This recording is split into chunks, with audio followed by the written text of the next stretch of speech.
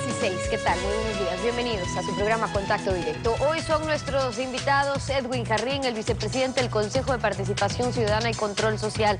El quinto poder, sus resultados, el gran ausente en los casos gordos de corrupción que han ocurrido durante este gobierno, lo vamos a revisar. También nos acompañará Giovanni Atariguana, el director del Movimiento Unidad Popular.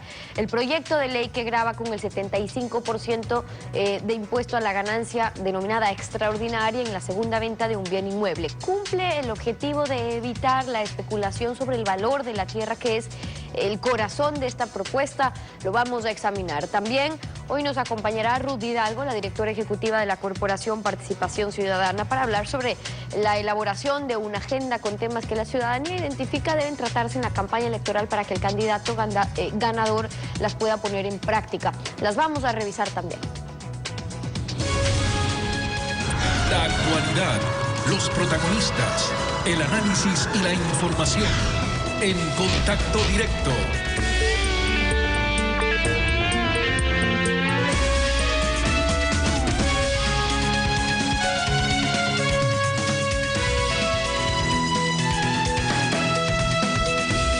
¿Qué tal, Edwin? Buen día, ¿cómo te va? Muy bien, Estefi, amigos televidentes, un buen día para todos.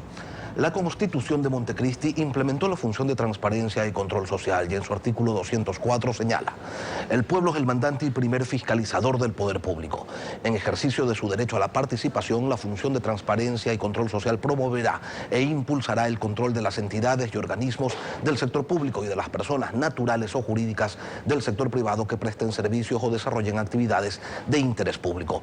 Para que los realicen con responsabilidad, de transparencia y equidad, fomentará e incentivará la participación ciudadana, protegerá el ejercicio y cumplimiento de los derechos y prevendrá y combatirá la corrupción. Esta mañana nos acompaña Edwin Jarrín, vicepresidente del Consejo de Participación de Control Social y Participación Ciudadana, y queremos consultarle cómo les ha ido en este último punto, el de prevenir y combatir la corrupción. Buenos días, Edwin. Buenos días, Lenin, un saludo a toda la audiencia, muchas gracias por el espacio para poder rendir cuentas de la ciudadanía. Creo que es fundamental y es importante el aclarar que la lucha contra la corrupción, el erradicar la corrupción, que es una pandemia no solo que sufre el Ecuador, sino que lo sufrimos a nivel mundial, que es a nivel regional. Esa pandemia se la combate con dos elementos que son fundamentales. Uno, construyendo transparencia, y dos, estableciendo los mecanismos adecuados a nivel Estado, a nivel de la institucionalidad, para luchar contra la impunidad. Creo que esos son los dos caminos para erradicar definitivamente la impunidad. Y de acuerdo al mismo artículo 204 que lo planteaba al inicio en la introducción de esta entrevista, Lenin, que creo que es totalmente pertinente, podemos hablar de cómo hemos avanzado en la construcción de esa transparencia. Y hay elementos que son fundamentales. Hace 10 años en este país, no más de 10 instituciones o 15 o 20 máximo al año rendían cuentas. Hoy día en el país, el último ejercicio que se ha rendido cuentas en el 2015, hablamos de más de 5.500 instituciones y personas que son responsables de rendir cuentas, que han rendido cuentas.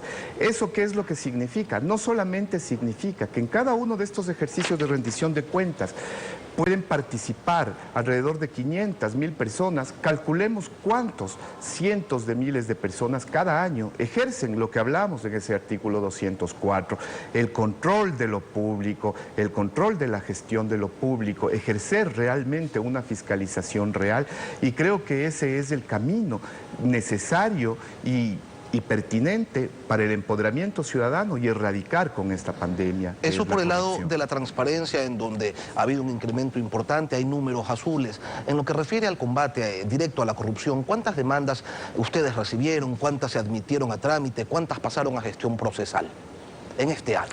Mira, solamente te voy a hablar de este año. En este año nosotros tenemos 3 casos que podríamos decir, 3 casos que lo hemos trabajado y de los cuales 2 tienen sentencia.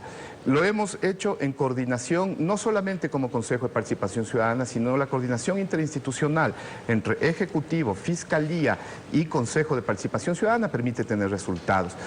Un caso a inicios de este año, por ejemplo, de una red dedicada a tráfico de influencias. ¿Cómo operaba esta red? Esta red veía los procesos que se estaban llevando adelante en el CERCOP, en el Servicio de Contratación Pública, identificaba dentro del proceso qué empresas podrían participar, cabildeaba con esas empresas, les cobraba en caso de que ganen un 17% del contrato, tenían relación adentro del CERCOP para realizar ahí los procesos internos que puedan dirigir la contratación pública, ¿sí? Esa red fue desarticulada, fueron detenidas 6 personas, de las cuales 5 personas ya fueron sentenciadas. Un caso, te lo digo. Otro caso también relacionado en el CERCOP, que tiene que ver con la manipulación del sistema informático de funcionario del CERCOP, también detenido, también sentenciado. Otro caso que está ya en proceso en la función judicial, que está la demanda ahí en la Fiscalía, de un asambleísta, del asambleísta Ángel Vilema, por peculado de uso, por enrolar personal. ¿Se acuerdan de lo que significaba el piponazgo en el viejo Congreso Nacional? Tener algo muy similar y parecido. Y también que ya está en la Fiscalía. Edwin, esos tres Lenin, casos... ¿qué te quiero decir con esto? Que la corrupción se la combate no con el escándalo tras escándalo, se combate, como te decía hace un momento, construyendo transparencia y evitando la impunidad. ¿Esos 3 casos son las únicas 3 denuncias que recibieron? No son las únicas 3 denuncias. Tenemos más casos, Lenin. Alrededor de este año hemos recibido, creo que alrededor de 300 y algo más de denuncias en el Consejo de Participación Ciudadana.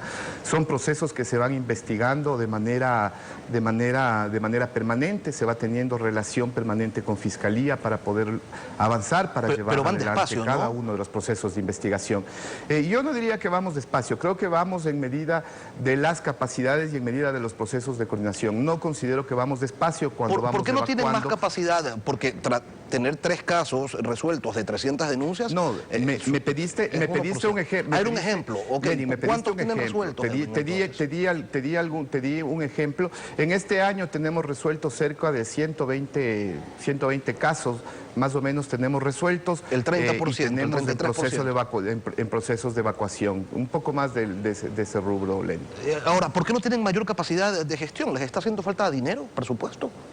No se trata de eso, Lenin. Creo que los procesos de investigación son procesos que deben llevarse con responsabilidad, haciendo los cruces de información necesarios, solicitando la información necesaria a diferentes instituciones, y eso en muchos de los casos va dilatando los procesos, porque se pide una información, le responden, se necesita verificar y contrastar fuentes, eso va llevando los procesos.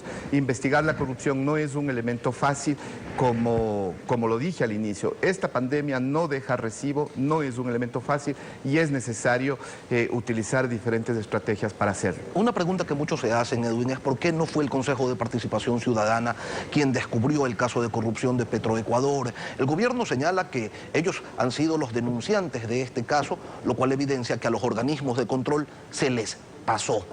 ¿Estaban controlando o no hicieron el control? Lo cierto es que se les pasó. Hay un elemento que es fundamental y lo vuelvo a ratificar.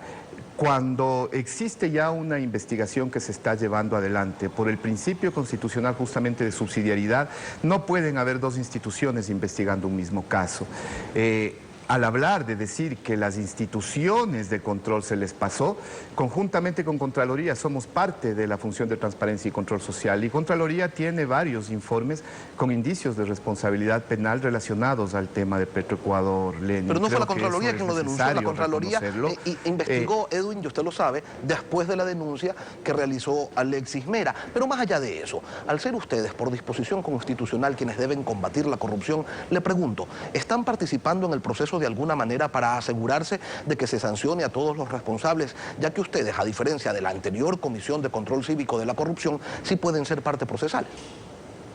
Así es, la Constitución nos determina ser parte procesal y de hecho estamos siendo parte procesal. Tenemos una resolución del Pleno de hace varios meses en donde ratificamos la necesidad desde el Consejo de hacer monitoreo, de hacer seguimiento y de hacer una vigilancia para que los hechos no queden en impunidad.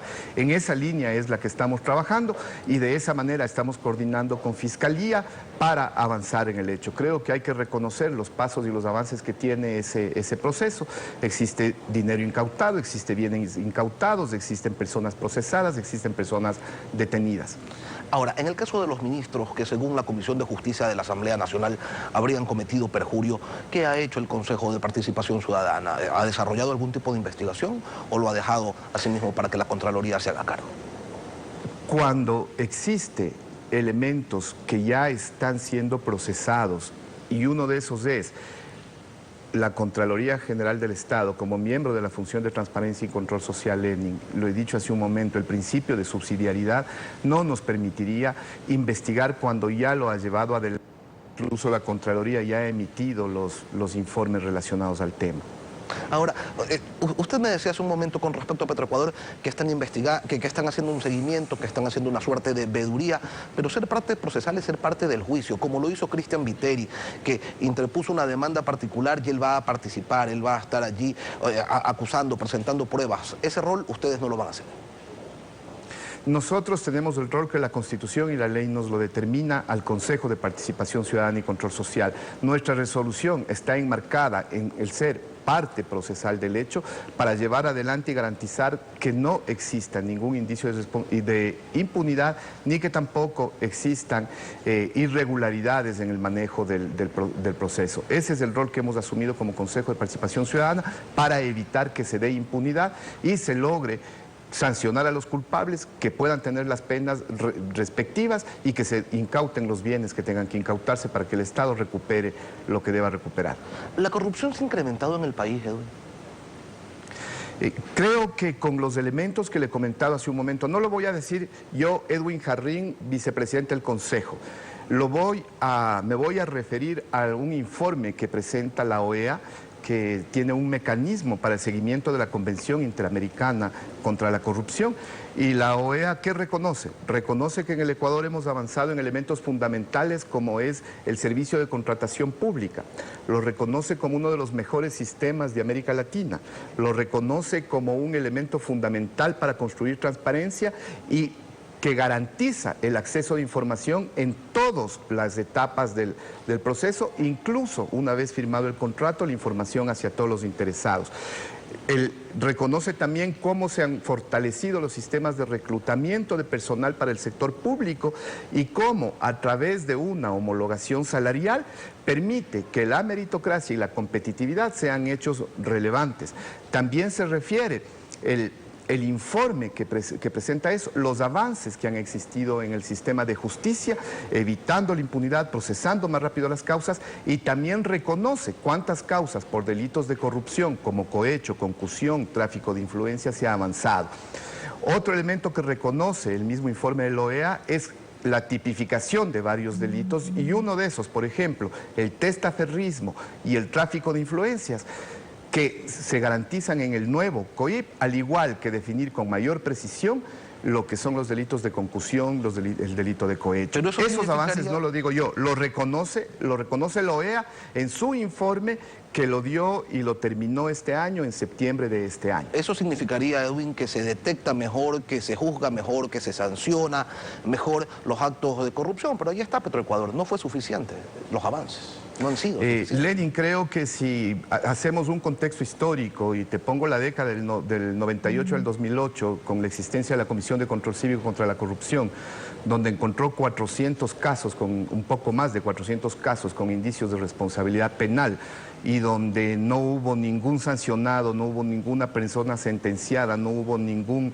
recurso, digamos, recuperado para el Estado, y te comparo contra esta década del 2008 hasta el 2016, en estos 8 años, donde tienes más de 100 personas sentenciadas por los delitos que nombré hace un momento, cuando tienes más de 550 millones recuperados desde las sanciones administrativas o civiles que se han realizado, creo que se habla de una evidencia fundamental. Pero esa quizá para ese hecho... Esa Comisión de Control Cívico de la Corrupción, y usted lo recordará, Edwin, no podía ser parte procesal. Se limitaba simplemente a investigar y entregar los resultados de esa investigación. No podía ser parte procesal. Se los entregaba a la Contraloría, a la Fiscalía, y ya dependía de esas autoridades. Yo quería consultarle una última cosa, porque según Transparencia Internacional, en su informe 2015, Ecuador estaba en el puesto 107 de 168 países. Ustedes tenían su propio índice en el Consejo de Participación Ciudadana y tampoco nos ubicaba muy bien en el ranking que se construyó aquí en el país. ¿Ya se ha hecho la medición del 2016? ¿Ya se sabe en qué puesto estamos? Lenin, creo que quisiera referirme al cierre de tu pregunta anterior. Afirmo que el mismo rol que cumple ya la Comisión de Control Cívico contra la Corrupción, tomando en cuenta que además ahora nosotros podemos ser parte procesal, pero nosotros no sentenciamos, no incautamos bienes, no somos una entidad que emite ningún tipo de sanción. También investigamos y entregamos a Contraloría y entregamos a Fiscalía para que ellos sean los que procesen y cumpliendo cada uno con su competencia se avance. En cuanto al índice de transparencia internacional, lo he dicho siempre, no lo he dicho desde ya, lo vengo diciendo desde el 2003, creo que fue mi primera intervención relacionada al tema. Es un índice que no tiene sustento metodológico, no tiene sustento técnico, no se sabe cómo mágicamente la percepción de 6 personas se lo convierte en un número. Un índice es construido para 3 elementos fundamentales: saber el estado en el que se encuentra el país, un segundo es para aprender qué es lo que está pasando, y un tercer elemento es para mejorar. Este año nosotros hemos hecho, la semana pasada, en un evento de la Función de Transparencia y Control Social, hemos hecho el lanzamiento de lo que será el índice de transparencia del Ecuador, que tiene 4 elementos fundamentales: un elemento relacionado al acceso de información pública, un segundo elemento relacionado al buen gobierno, es decir, a la capacidad de ejercer la calidad en los servicios públicos que se brindan, un tercer elemento relacionado a la rendición de cuentas y un cuarto elemento relacionado a la participación ciudadana. Con esos 4 elementos evaluaremos en 3 dimensiones diferentes las funciones del Estado, los gobiernos autónomos descentralizados y el sector privado. Esperaremos, pues, Edwin, los resultados de esa evaluación. Edwin Jarrín, vicepresidente del Consejo de Participación Ciudadana y Control Social, gracias por acompañarnos esta mañana. Gracias a ustedes, buenos días. Buen día. 7 de la mañana con 17 minutos, tiempo de ir a una pausa. Cuando regresemos en nuestros estudios estará Giovanni Atariguana, el director del Movimiento Unidad Popular. El proyecto de ley que busca gravar con un 75% a lo que considera son las ganancias extraordinarias. ¿Cumple el fin de evitar la especulación? Lo revisamos al volver. Quédese usted en nuestra sintonía. El socialismo ha fracasado porque, como ha dicho José Mujica, no ayudó al proletariado, generó dictadura, creó una nueva clase social, la burocracia. Lo escribe Patricia Estupiñán en la revista Vistazo, que ya está en circulación.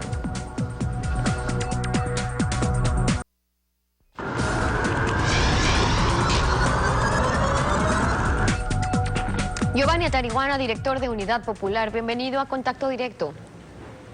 Muy buenos días, un saludo al pueblo ecuatoriano. Buenos días. Unidad Popular es un movimiento político de ideología marxista-leninista, se llaman de izquierda revolucionaria, se consideran el ala electoral del Partido Comunista Marxista-Leninista del Ecuador. Y en ese contexto le pregunto, que está por aprobarse un proyecto de ley que dice combatir la especulación, que lucha por el acceso a la propiedad de las familias ecuatorianas. Tal como está planteado el proyecto, ¿creen que se cumple con esos objetivos? Bueno, desde Unidad Popular somos absolutamente claros. Este proyecto de la famosa ley de plusvalía es no solamente inoportuno, sino inconveniente para los amplios sectores populares. Inoportuna, ¿por qué? Porque se tramita de manera económicamente urgente, en medio de las fiestas, como una cortina de humo para que el pueblo ecuatoriano aparentemente se olvide de los grandes temas que acogen al pueblo ecuatoriano. Por ejemplo, el tema del desempleo. Más de 500.000 ecuatorianos en este año han perdido el empleo y eso angustia al pueblo ecuatoriano. Quieren que nos olvidemos de la red de corrupción de Petroecuador. 4 gerentes generales de Petroecuador están ahora perseguidos por precisamente utilizar los paraísos fiscales y están vinculados con altos niveles del poder. Pero allí mismo, antes de seguir a lo otro, pero allí mismo está la responsabilidad de los otros actores políticos de oposición o de las otras fuerzas políticas. Si creen que este es un proyecto que lo que busca es distraer de los temas importantes de corrupción que están afectando en esta red de corrupción, por ejemplo, de Petroecuador, con millonarias coimas de funcionarios públicos que se aprovecharon del petróleo de todos los ecuatorianos, ¿qué están haciendo esos actores políticos? ¿Qué está haciendo la oposición? ¿Qué está haciendo Unidad Popular para que se conozca sobre estos casos de corrupción y que el país esté al tanto de todo lo que está ocurriendo, si es que ese es el fin? Bueno, es indispensable el debate político, la denuncia. Fíjese, en esta semana también se ha entregado el mayor campo petrolero, el el campo Sacha, que es de mayor producción, realmente por 1.500 millones de dólares a una empresa china. Se ha emitido más deuda y se sigue hipotecando el futuro del país. Pero en el caso de la ley de plusvalía, no tiene nada de redistributivo, es innecesario. La mayoría de los ecuatorianos ya pagamos en los impuestos prediales la tasa de mejoramiento, y en realidad se está afectando no a las grandes mansiones, a las grandes propiedades, que son una minoría en el país, sino a los pequeños y medianos propietarios de las casas, que han hecho un esfuerzo, se han endeudado efectivamente, y casas de 30, 40, 60 mil dólares están siendo afectadas por este impuesto. ¿Por qué? ¿En qué medida creen que sí llega a haber esa afectación?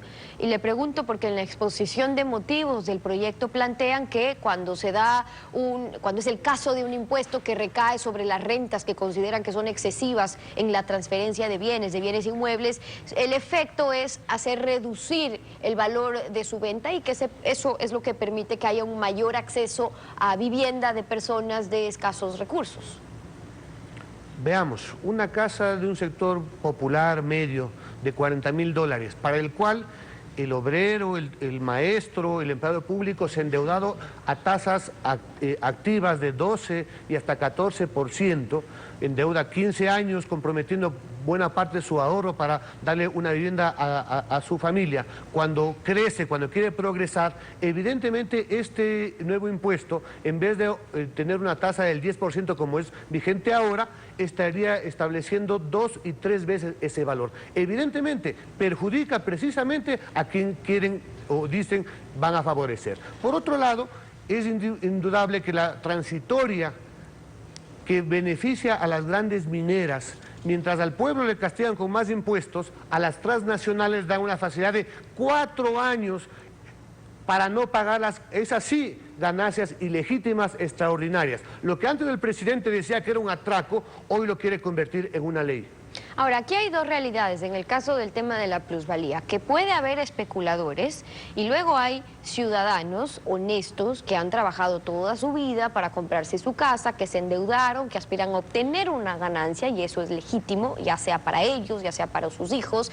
Entonces, aquel que no es especulador, si llega a vender una casa con una ganancia superior a la que el gobierno está considerando que es la razonable, tiene que pagar este 75% de impuesto. Pero el gobierno dice, bueno, entonces para que no pague el impuesto, baje el precio.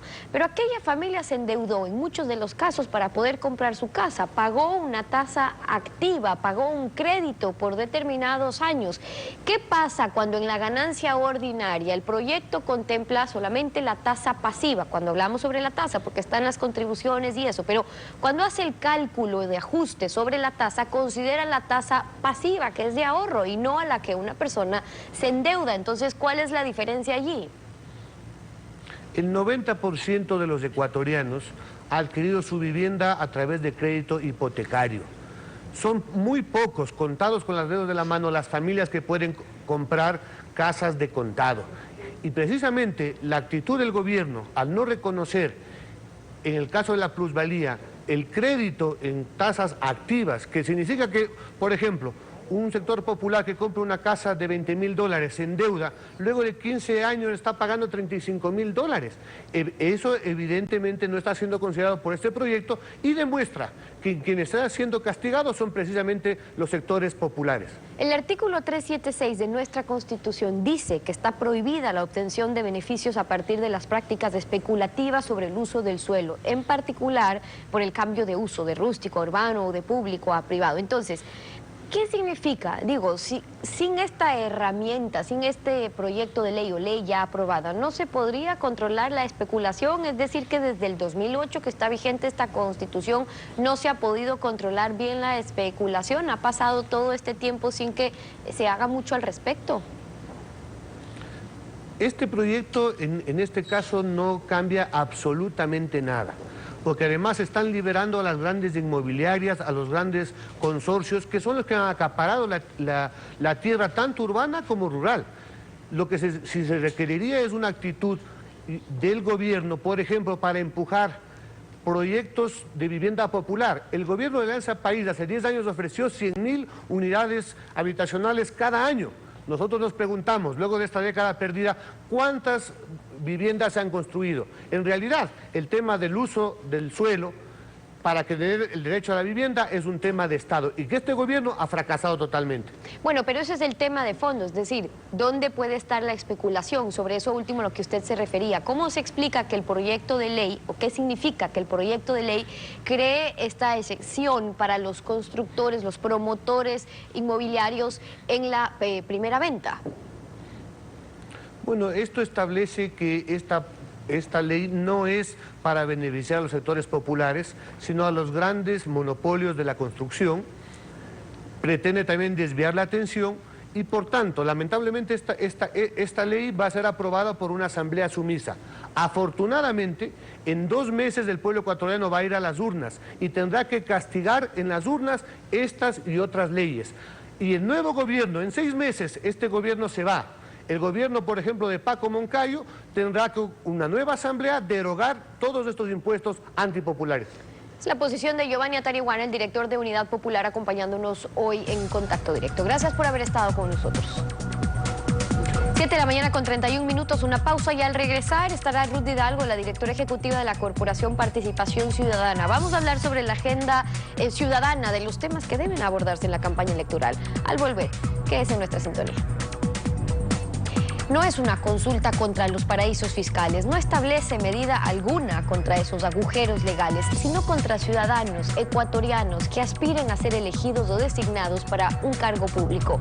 Lo escribe Alfredo Pino Argote en la revista Vistazo, que ya está en circulación.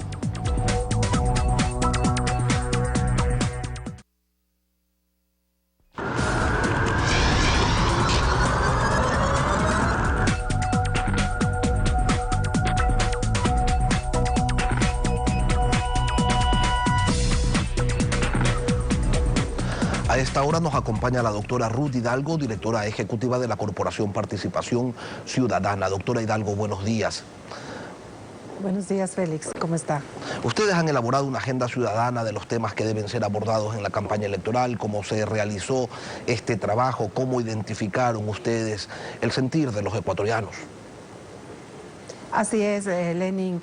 Nosotros hemos elaborado a través de un proceso que inició desde el 2014, conjuntamente con 41 organizaciones provenientes de distintos sectores de sociedad civil, una agenda ciudadana con el propósito de que su contenido sea debatido entre los candidatos y además ojalá pueda ser incluido en sus planes de trabajo.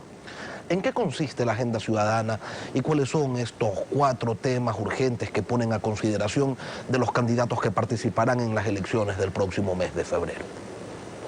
Bueno, durante este proceso de 2 años, Lenin, nosotros hemos llegado a la conclusión que son 4 los ejes importantes que son necesarios fortalecer, promover, construir en la democracia ecuatoriana. En primer lugar, estos son el fortalecimiento de la democracia y el Estado de Derecho. En segundo lugar, la transparencia. En tercer lugar, la libertad de asociación y participación ciudadana.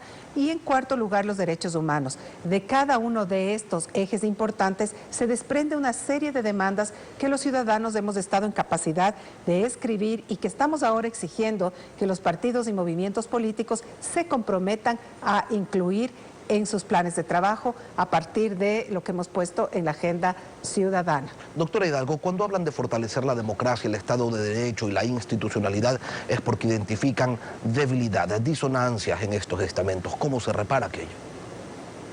Correcto. Como usted menciona, Lenin, nosotros estamos preocupados porque creemos que en los últimos años se ha producido un debilitamiento de algunos temas, concretamente de los temas que le estoy mencionando.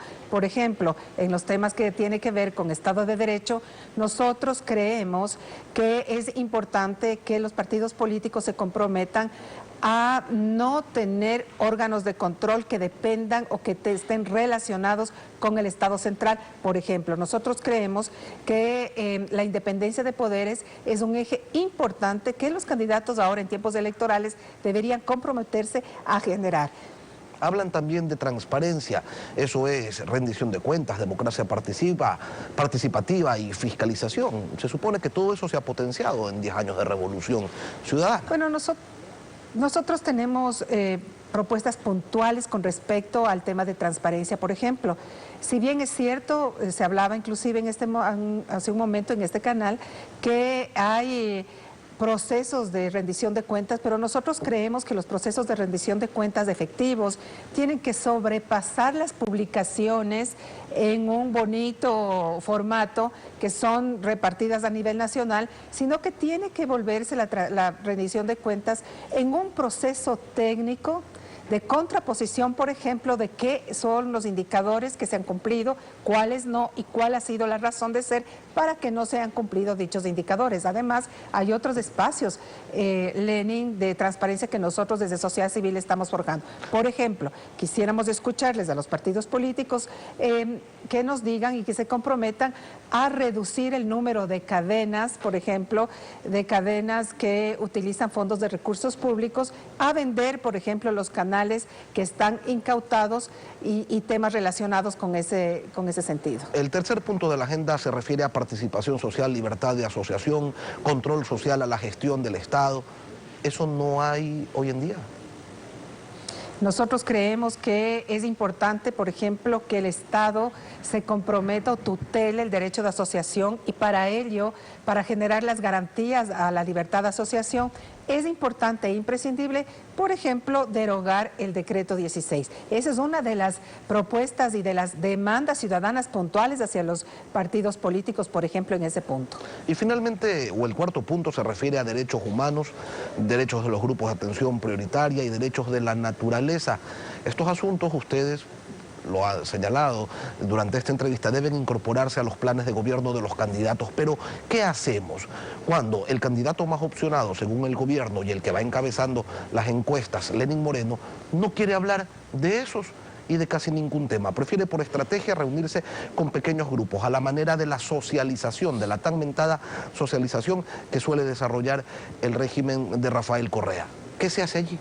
Bueno, justamente ese es el reto desde sociedad civil con iniciativas como estas. Nosotros hemos entregado y estamos haciendo llegar a todos los candidatos, no solamente a la presidencia, sino de la Asamblea Nacional y Provincial, nuestra agenda ciudadana.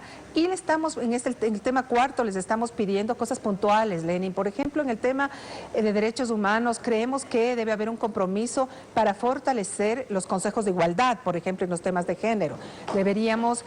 También deberían los candidatos involucrar en los temas de derechos reproductivos y sexuales de niños, niñas y adolescentes, las políticas de Estado que ellos están promoviendo o quieren promover alrededor de los derechos de las libertades, de las diversidades sexuales, por ponerle un ejemplo, y también los temas del ambiente.